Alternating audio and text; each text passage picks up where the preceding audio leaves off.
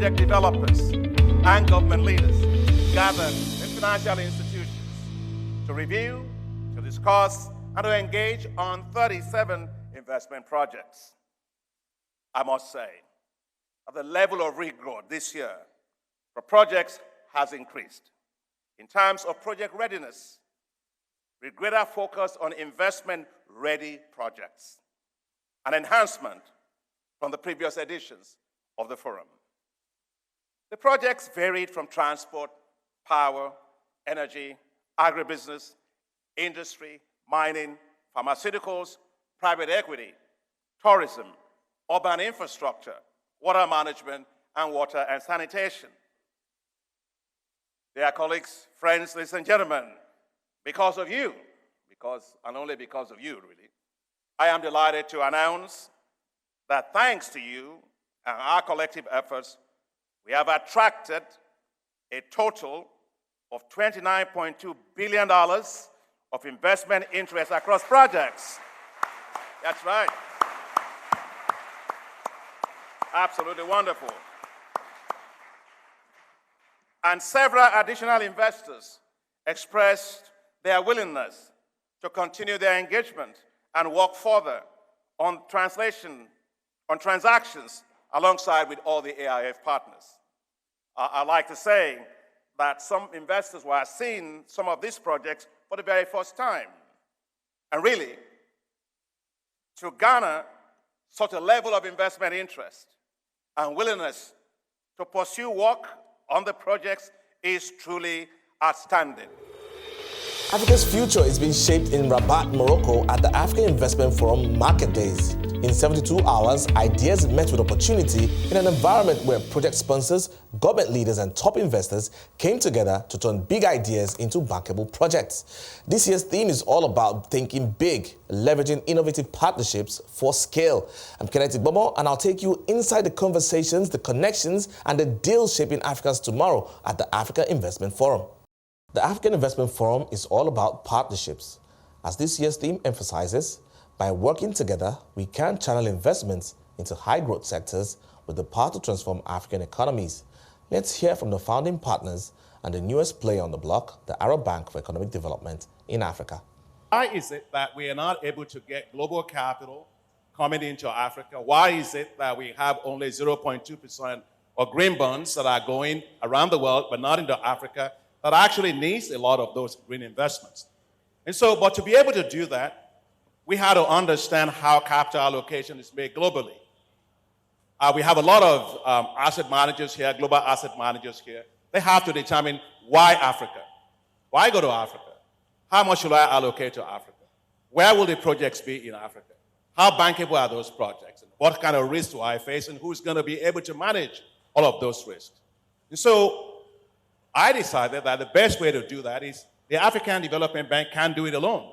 I felt that it was important then to join hands together with all the major African financial institutions so that we can actually syndicate.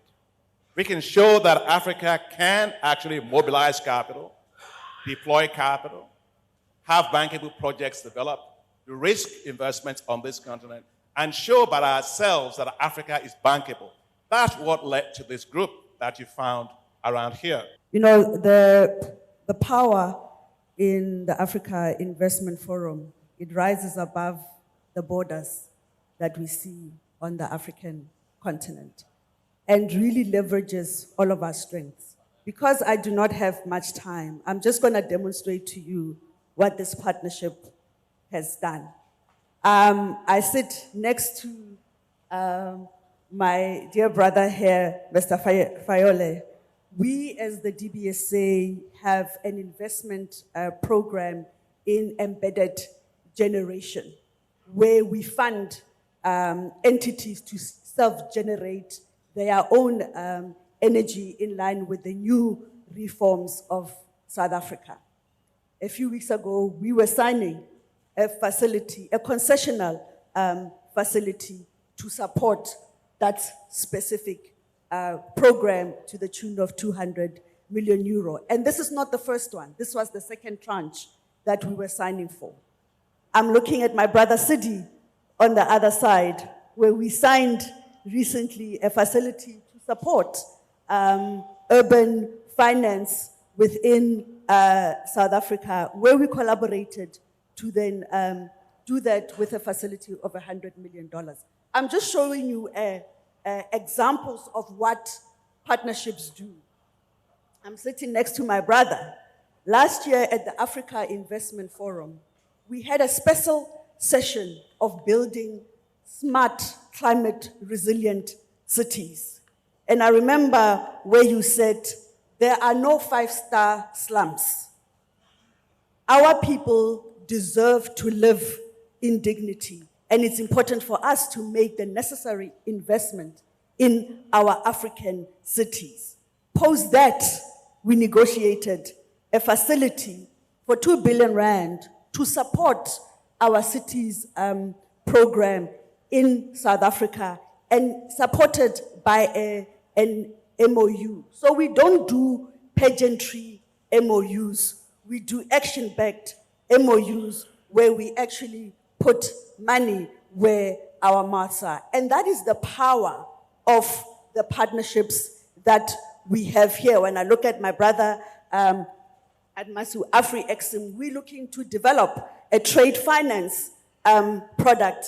And we are in discussion because they've been in this space for a long time to then say, how do we support one another so that as we build on this capability as the DBSA, we can learn from them. My brother Alain, with the Africa Acceleration Fund, where we've all come together to support. So this Africa Investment Forum shows what is possible. There's, demonstration of that. As I sit here today, there's many transactions that we have brought to the Africa Investment Forum that ranges from state-owned entities. We have brought a city's water PPP, to the boardrooms. We have brought a solar project as well. And we are saying, we are all bringing all of these vetted transactions, where we work on the basis of trust as institutions in bringing these transactions forward. And I'm looking forward, to all of us, participating in those boardrooms. And you really appreciate the quality that has gone into, the transactions that will be brought forward from all of us sitting here today. Because when we came together 5 years ago and created the AIF, the intention was to change the narrative, but also to start multiplying, because we knew that the scale was inadequate. So we've heard from Guatemala examples of how we're multiplying one another. I have several such examples to give. In 2019, we came up with this concept of a green share instrument. And the whole idea was, again, to scale up on green financing. And the African Development Bank took the first step to help us pioneer that instrument. We rolled out the instrument. But what's so interesting is during this 5 years, we've now raised close to $1 billion of long-term, affordable financing to actually leverage our green equity, to actually step up renewable energy, off-grid, mini-grid, and other types of special interventions that's going to help access to clean energy. Thank you very much. Allow me at the outset to commend the leadership and vision of my brother, Dr. Adeshina, who brought us in this wonderful Africa Investment Forum. The Arab Bank for Economic Development in Africa, BADEA, has a mandate, and this mandate is to support economic and social development in Africa. And it is clear from the article of establishment of the bank that it has a mandate to bring Arab capital to Africa. And it happens that our shareholders have sovereign fund with asset under management in excess of trillions of US dollars. While in Africa, there are huge opportunities for investment. So by joining AIF, BADEA would like to contribute to bringing more Arab capital to the Africa region. The 2024 Market Days brought investors and project developers together across 41 dynamic boardrooms. They reviewed and engaged on 37 transformative projects spanning transport, power, energy, agribusiness, mining, pharmaceuticals, tourism, urban infrastructure, water management, and more. After 3 intense days of discussions and negotiations, the forum recorded an impressive $29.2 billion in new investment interests. We decided to enhance the way in which we originate projects as a group, Africa Investment Project Group. So we set very high standards this year in terms of what clears this through, in terms of readiness of projects, in terms of projects that have met environmental and social impact assessment studies, projects that would make it a lot easier for us to fast track the closure of financial deals. So we have been much more rigorous over time, and you saw it actually this year. I'm delighted to let you know that we were able to mobilize $29.2 billion of investment interest across various projects. And that's an incredible achievement for this year. Those projects cover different areas.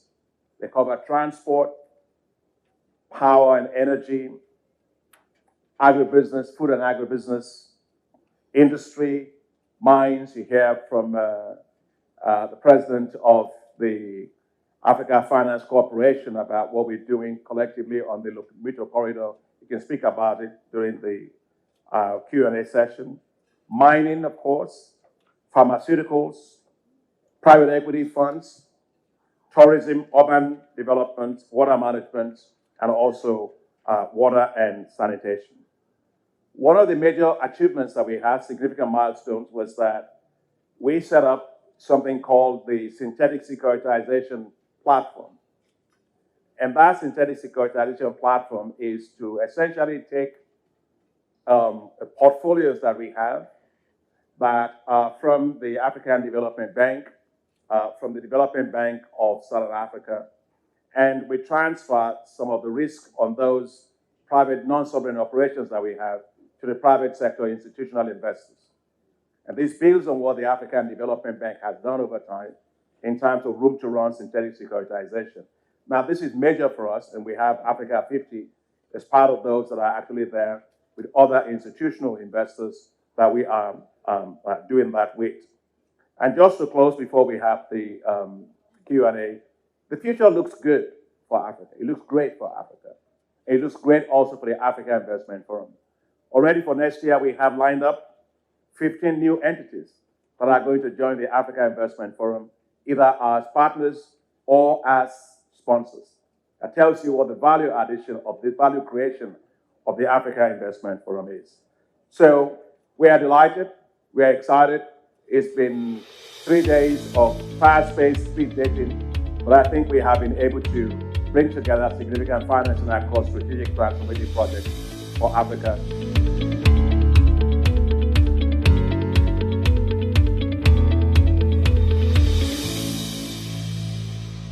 Synthetic securitization, as I said earlier, we did the first transaction in 2018.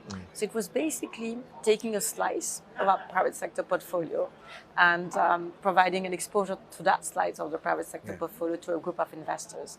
And we had investors that had never had an exposure on Africa before. And that transaction was extremely successful. And some of these investors have been knocking on our doors and saying, we want more. Because what happened is that even during the COVID-19 crisis, there was zero loss on that portfolio. So they see the value of this transaction. And for the African Development Bank, it allowed us to do more. So basically, it's like recycling in a sense some of your assets. So here we've decided to do it differently for scale as well. So we're partnering with other institutions. Here we're partnering with the DBESA.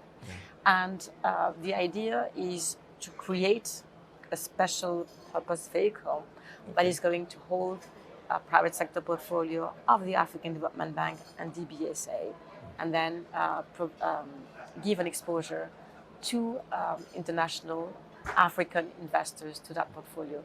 So it's a synthetic securitization platform with not just the African Development Bank, but other MPBs as well. And also mobilizing a broader range of investment sources to meet all those challenges.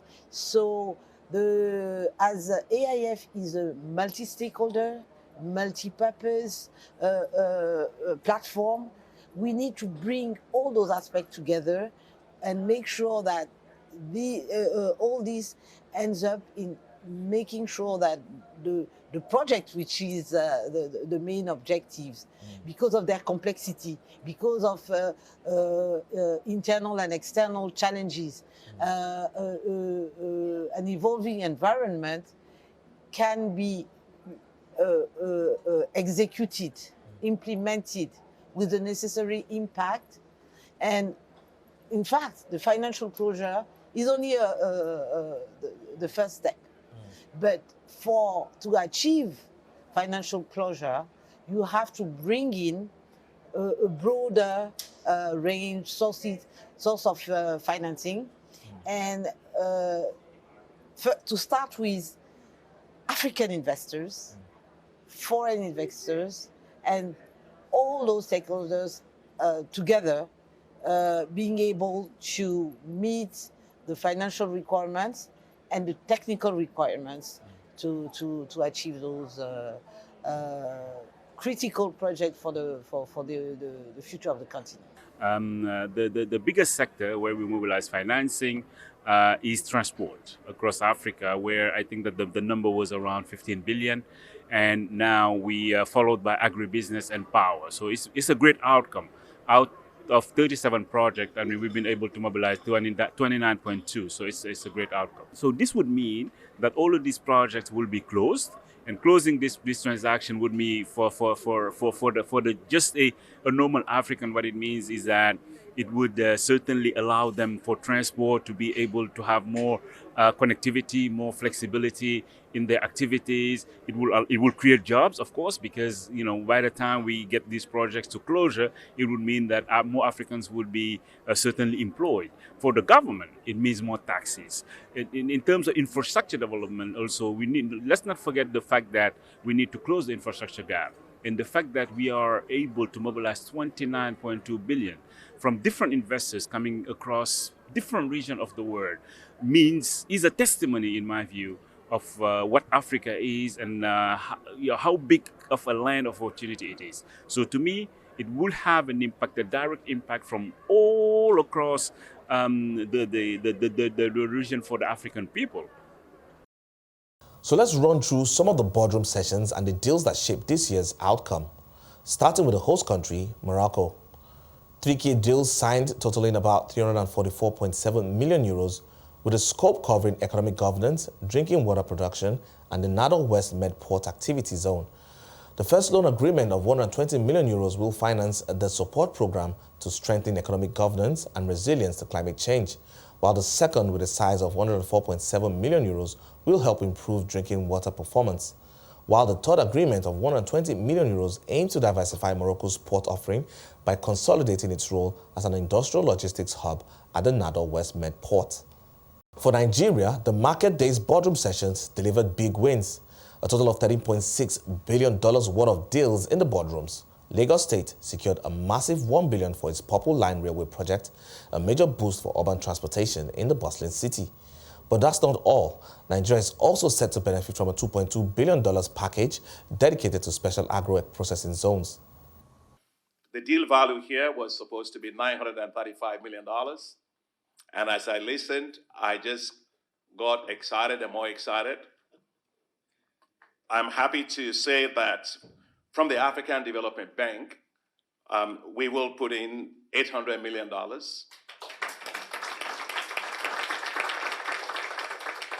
And $600 million, that'll be $200 million every year for 3 years.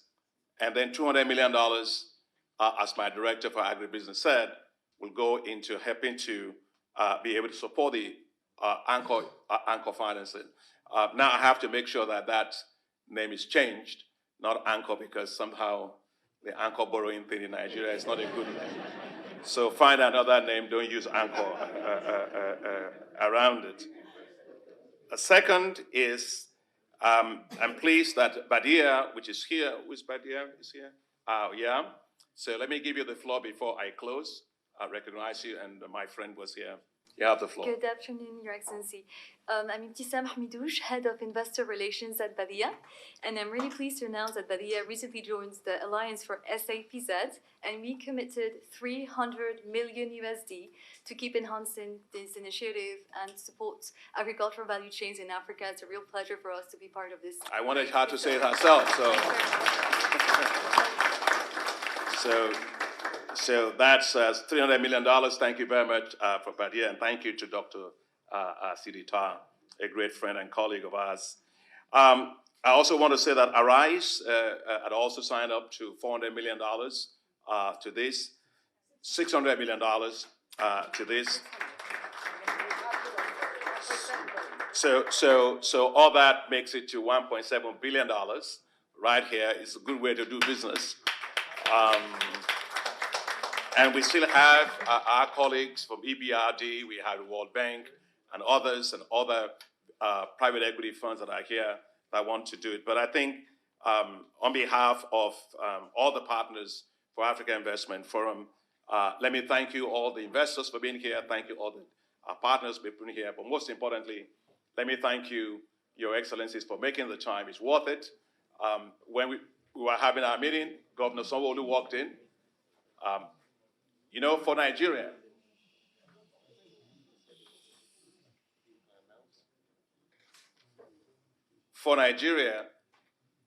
this Africa Investment Forum is very important. In the boardrooms for Nigeria, we have deals worth $13.6 billion. And Governor Sanwo-Olu just walked in when we were just having our meeting, and he was in a real jolly mood. And he said, I just got $1 billion for my thing, and that's what we want. And here you got a $1.7 billion instead of a $935 billion ask. So thank you very, very much. Now let's make it work. Let's make it work faster. Those that are going to develop, build, and operate, let's make sure that that works very fast. And I can't wait just to come and see the governors and see things on the ground. So I'm just going to ask for one more thing. Please hold the hand of the person next to you. Yeah, just hold. Yeah. Just hold. Yeah. Can you find somebody to hold? Just hold somebody. Right?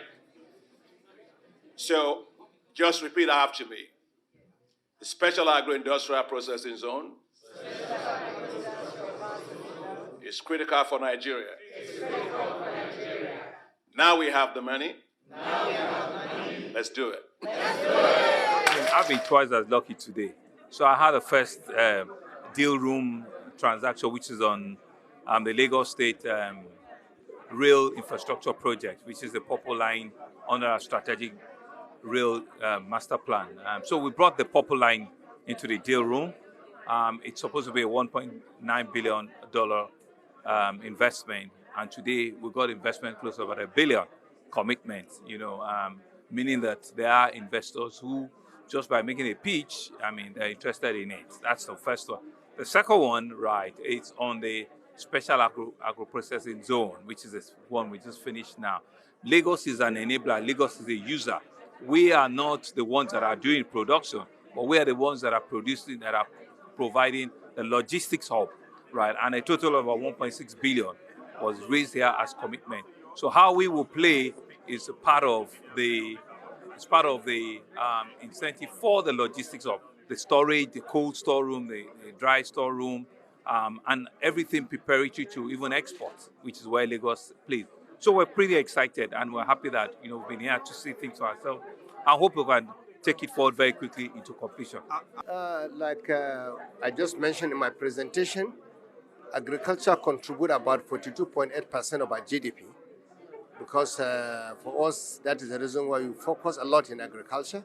So this opportunity provided to us by the African Development Bank is one opportunity that we have to leverage on to continue to address areas of development in Kaduna State, as well as improve the agri-value chain generally. And of course, like I mentioned, Kaduna we have a very conducive atmosphere for people to come and invest. We made it clear to investors that we already have off-takers, and in Nigeria, as of today, we are leading maize production, soya beans, ginger, and that's the reason why we have already off-takers within Kaduna State. And we made it clear to the potential investors. They can come in, invest, and repatriate their investment without any problem. For us in Africa, it's all about supporting industrialization projects. And for us to stick with our mandate, it's about co-industrialization. So helping to mobilize French savoir-faire and capital and do some matchmaking if it's competitive and suited. So from that perspective, what has been presented in the room was extremely important to us. The project in Nigeria, of course, and more largely the alliance of industrial zones. So we will be looking closely to the project and to see which would be the most impactful angle for us to intervene. 80% of our portfolio financing-wise is in Africa. Right now, mostly West Africa, but it's about 15 countries, no matter the region as a whole. It's about energy, it's about renewables, it's obviously about infrastructure, and lately it has a lot to be about agro and agribusiness. And we are really stepping up in agribusiness and looking closely at projects in Nigeria. Let's break down some more deals. The African Development Bank Group is deepening its support for regional growth with a 24 million equity investment in the West African Development Bank, the BOAD. This funding, which includes a $10.8 million in callable capital available through 2027, is set to strengthen BOAD's ability to back businesses across its member nations. With this move, the African Development Bank's shareholding in BOAD will jump from 0.54% to 1%, marking a stronger partnership for West Africa's development.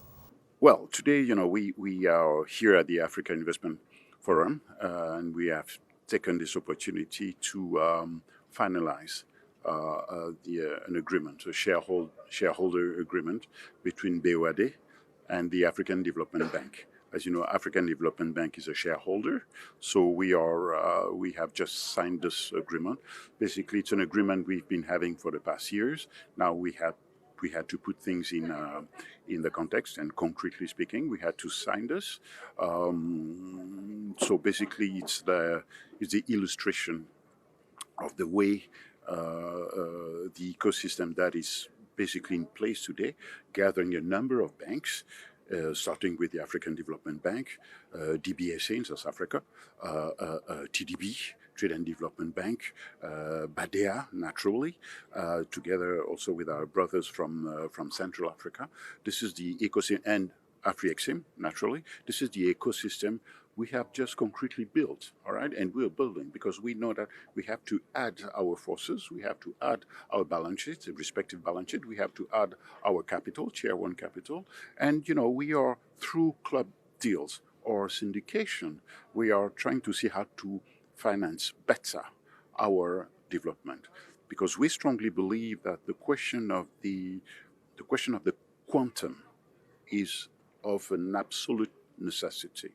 We need more in terms of capital, a capital of better quality, which means longer maturity, the longer possible tenor, but at the lowest concessional level, to solve, and I really mean it, to solve these questions of energy, solve this question of transportation, infrastructure, health and education, but also everything related to housing, and notably social housing.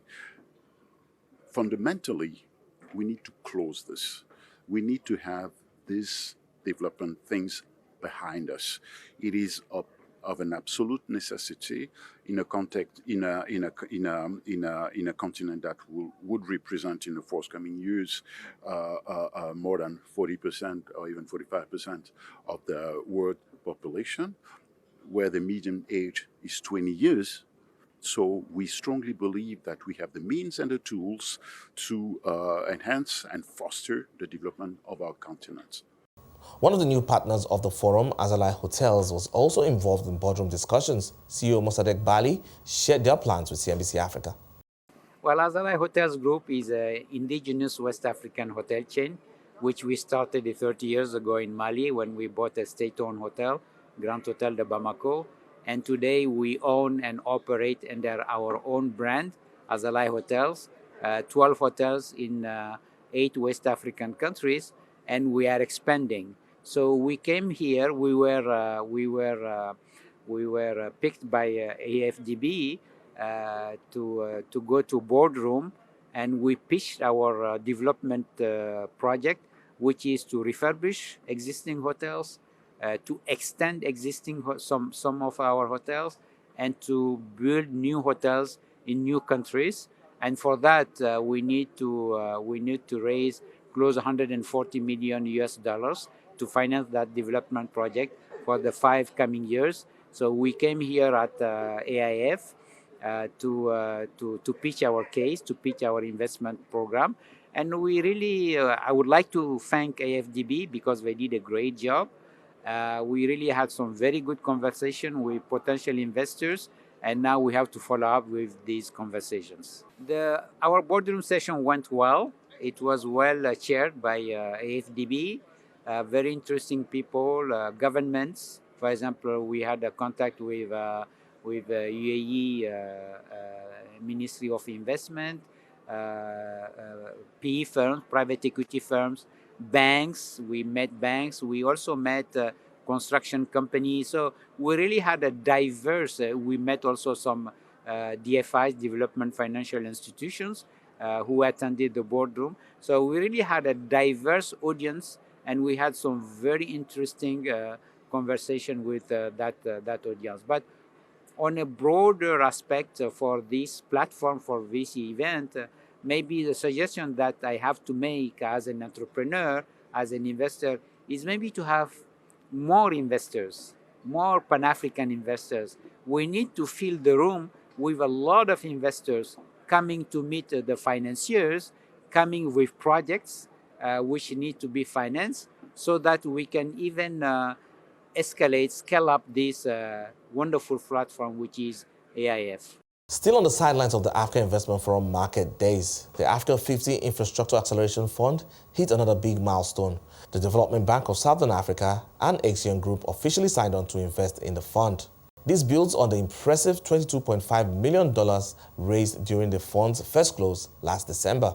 Sure. So I'm the CEO of the Africa 50 Infrastructure Acceleration Fund, which is a private equity fund dedicated to the African continent, investing equity in projects and companies. So the fund is sponsored by Africa 50, and we achieved first close a few months ago with $222.5 million of capital provided by 17 institutions, out of which 16 are African institutional investors. So we're continuing fundraising, and today what we did is we organized a signing ceremony with 2 African institutional investors who are going to join shortly the fund. One of them is DBSA, the Development Bank for Southern Africa, and the second one was Axion Group, a private group operating in the telecommunication, energy, finance, and real estate sector across the continent. So we're really happy to add more African institutional investors to our base of investors. That's what it was all about. Actually, 2 important elements to discuss here. Number one, when you raise capital, you have to deploy that capital. So the next phase of the fund is really starting deploying capitals, investing in projects, investing in companies. And we hope to be in a position to sign a few deals within the next 2 to 3 months, and we'll announce them in due course. The $6 billion Matei plan is a groundbreaking partnership between Italy's SAC Insurance Financial Group and the African Development Bank. Its goal is to provide credit protection to encourage more investments in Africa. This initiative is set to strengthen economic ties between Africa and Europe, create a new energy hub for Europe, and also help reduce Africa's immigration by boosting opportunities across the continent.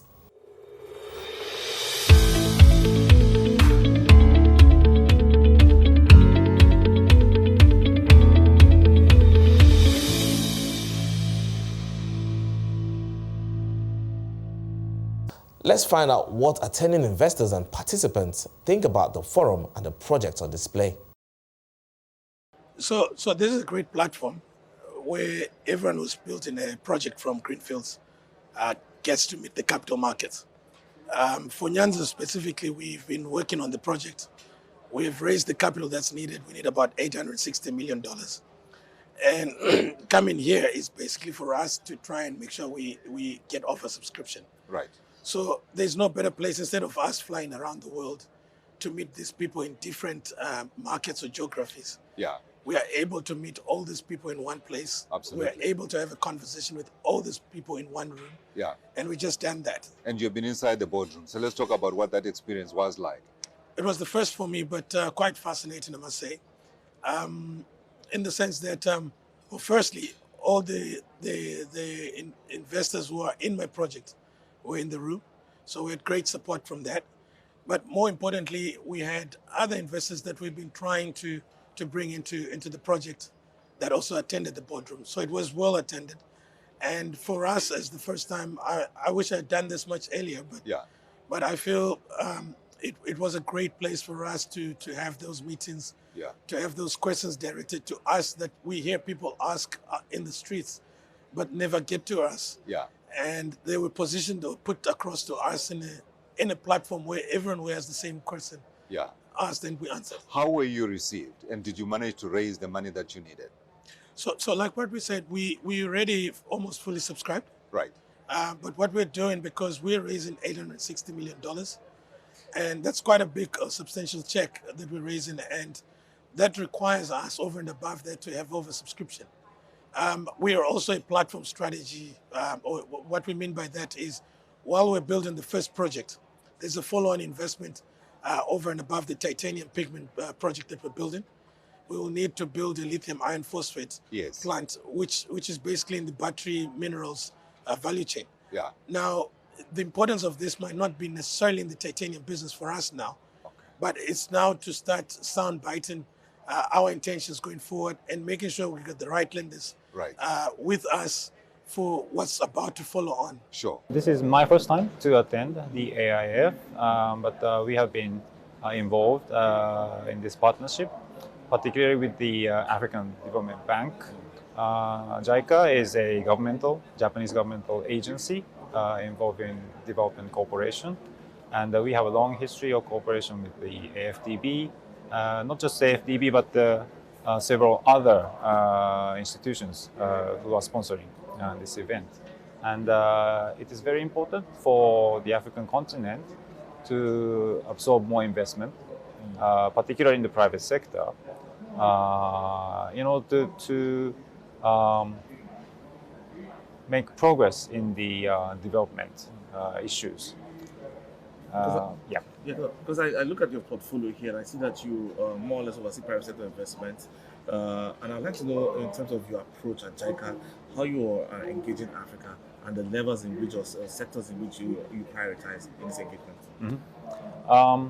JICA is involved in various sectors, such as agriculture, rural development, climate change issues, food and security issues, and of course infrastructure, but also enhancing human capital, which we see it as a very important area.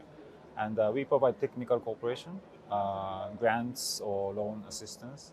But my responsibility is to support the private sector projects in the African continent, particularly through our debt and equity financing.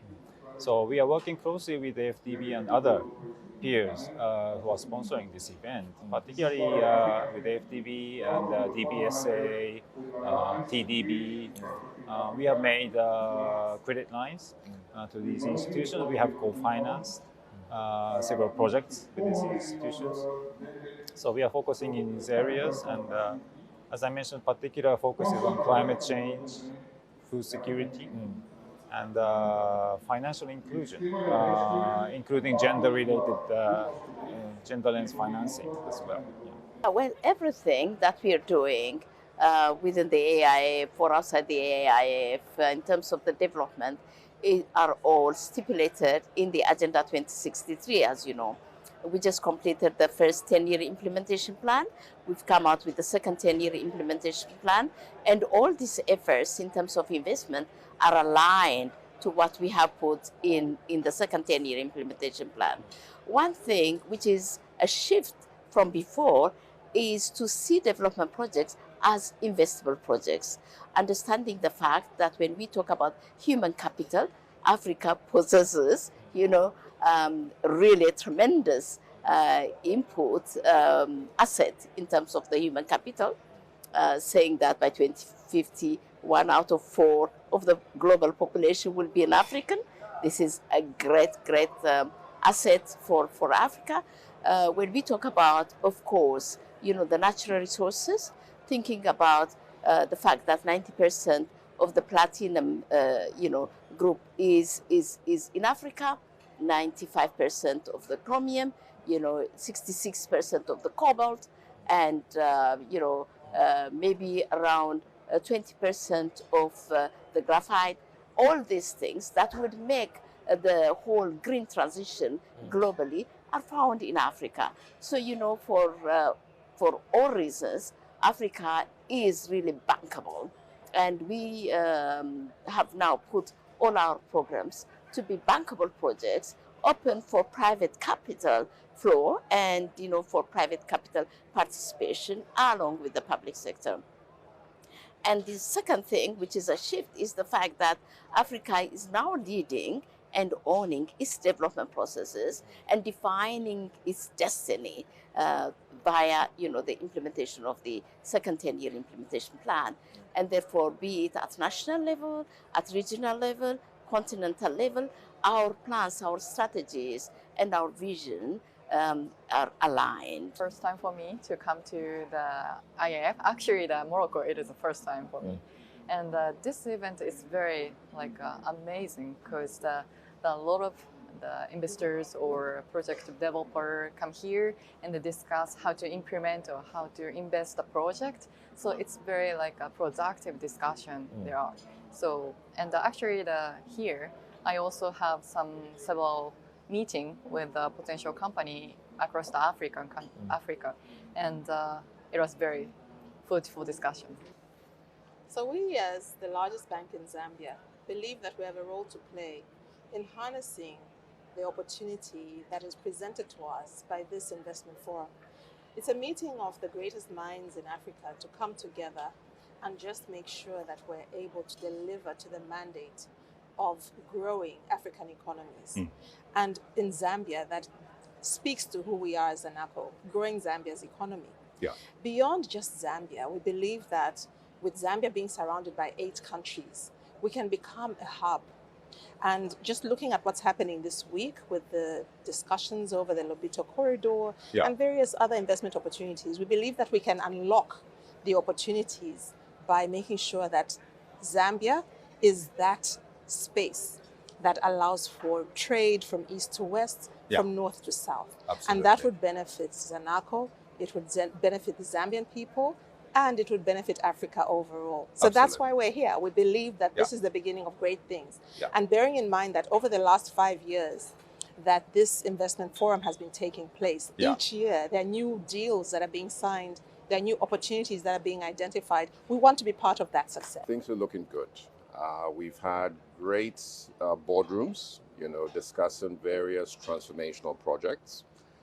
We've had great plenary sessions where we've had the tough conversations around trends in different industries, whether we're talking about, urban development, whether we're talking about regional corridors, whether we're talking about financing of women-owned businesses. We've talked about really what the opportunities, challenges are, and, which parties are best placed to mitigate those challenges. And essentially, we've been having really a conversation around capital movement, to really invest in, through the private sector in Africa. What are the risks? What are the opportunities? We've also had, huge contingents from Japan, 80 different businesses, from Japan, all have come together. We've had similar groups from Italy, similar groups from Turkey. So this is really a melting pot, really, for global investors and regional investors who want to really understand what are the opportunities. And these are showcased through the boardroom projects. And the boardroom projects have really transcended different industries, transport and logistics, energy sector and climate, agriculture. I mean, we even had one boardroom on the creative industries, really around the film fund. We've had plenaries on sports, really as a catalyst for not just business, but development. We are a very close partner with African Development Bank and have worked with them on a number of projects.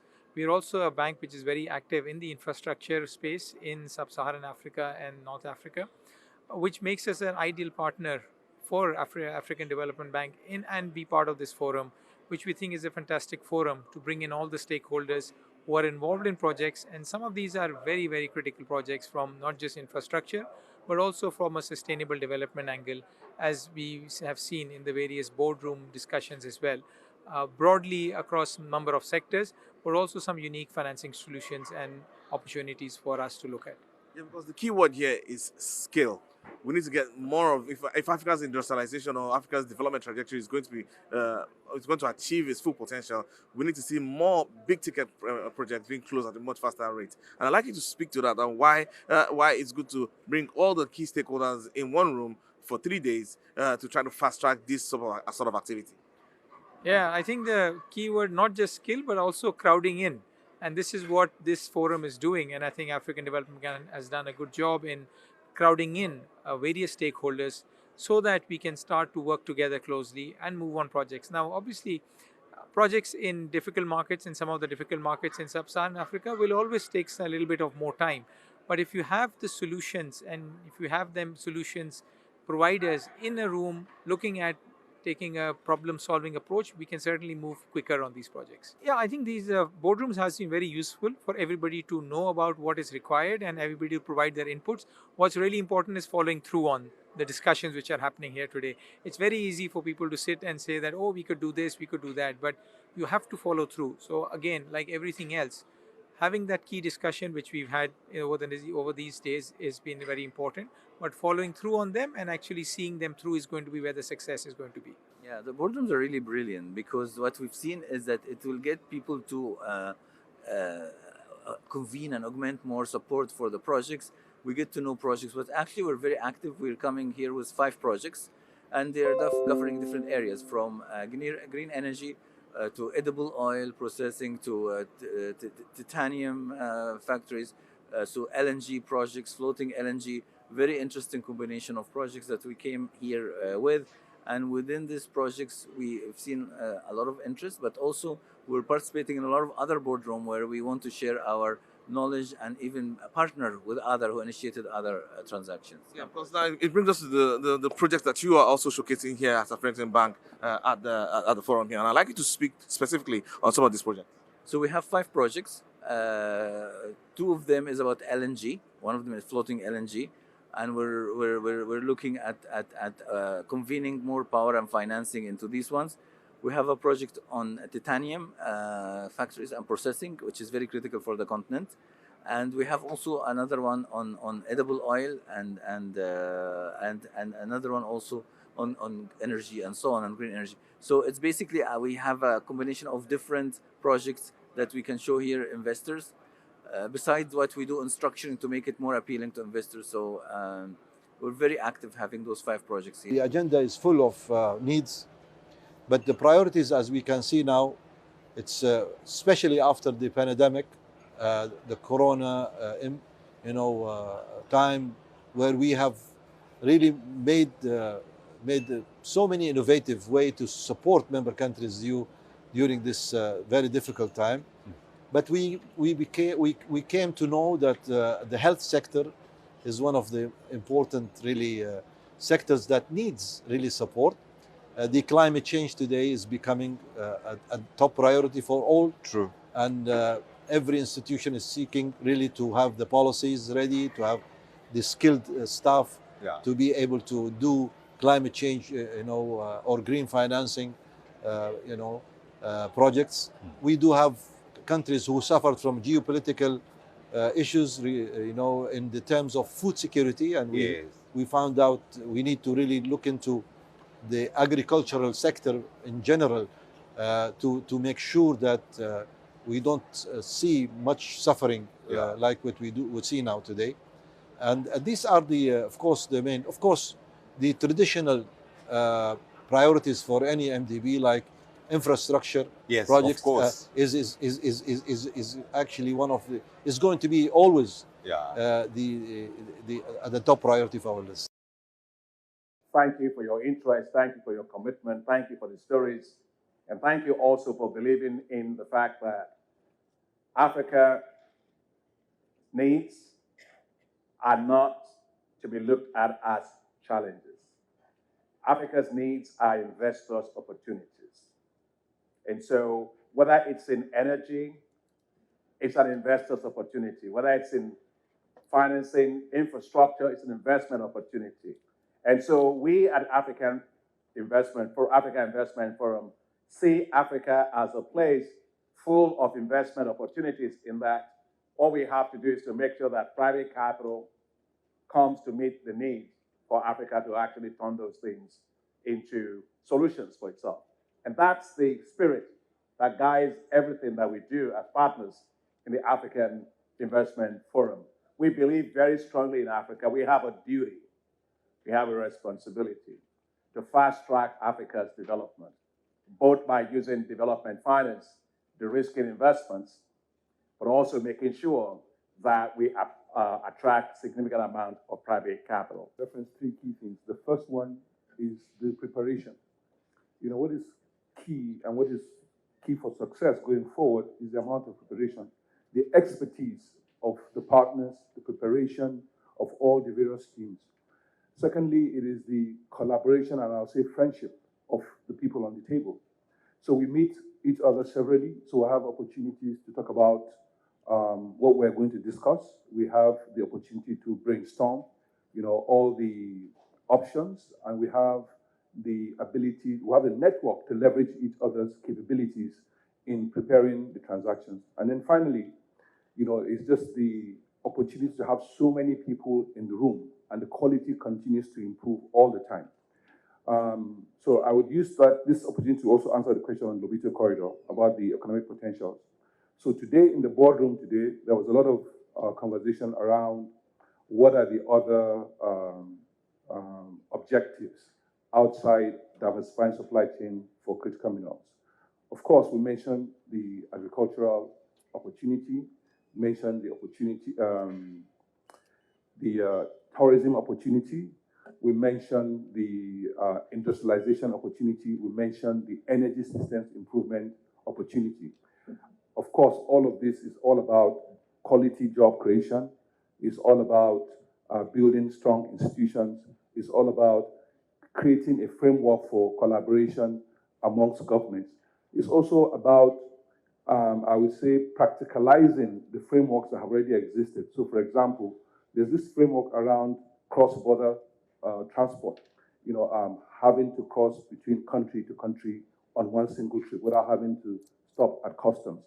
So there's a framework that exists inside it, but with this project, we're going to practicalize it and give it life so that other regions that are seeking regional integration can build on what has worked here for that.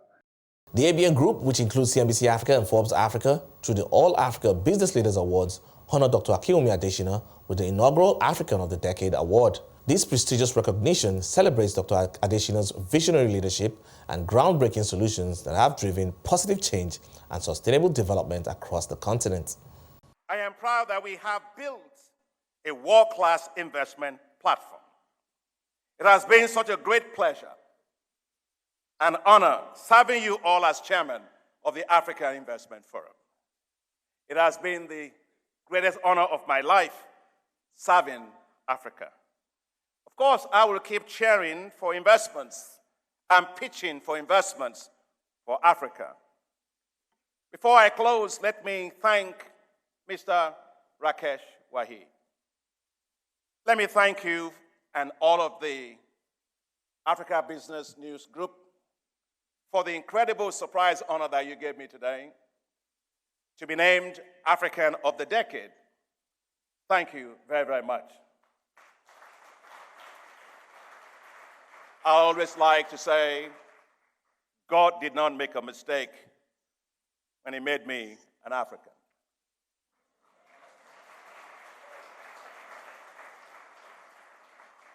I'll live as an African. I'll do all I can to my final breath for Africa. And when I die and it's time for resurrection, I'll ask God for permission to come out with an African flag.